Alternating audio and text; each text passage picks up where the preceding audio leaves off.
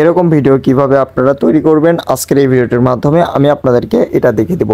বর্তমান ভাইরাল এই ভিডিওগুলো আপনারা টিকটকে অনেক দেখতেছেন। তো এই ভিডিওগুলো কিভাবে বানাতে হয় এই সম্পর্কে আপনারা অনেকে হয়তোবা জানেন না।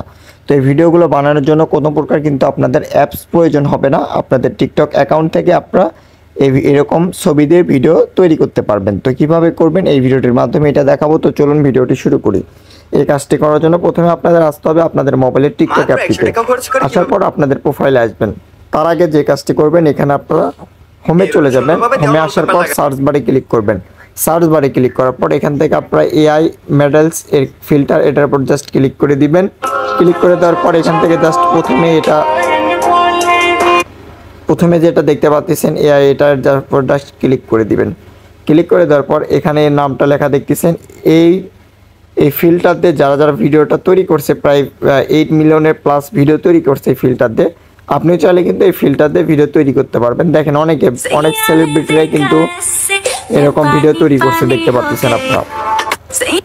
দেখতে পাচ্ছেন অনেকে কিন্তু এরকম ভিডিও তৈরি করতেছে। তো আপনি যদি তৈরি করতে চান তার জন্য করতে হবে এখানে ইউজ দ্য ফিল্টার, এটার উপর জাস্ট ক্লিক করতে হবে। তারপরে এখান থেকে আপনাদের একটি ছবি অ্যাড করে নিতে হবে। তো ছবিটা আপনারা কোথায় পাবেন? এখান থেকে আপনাদের গ্যালারি থেকে যে কোনো একটি ছবি নিতে হবে। তো আমি আমার এখান থেকে যে কোনো একটি ছবি নিয়ে নিচ্ছি। আপনারা দেখেন একটু শুধুমাত্র আমার এই ছবিটা আমি নিয়ে নিলাম।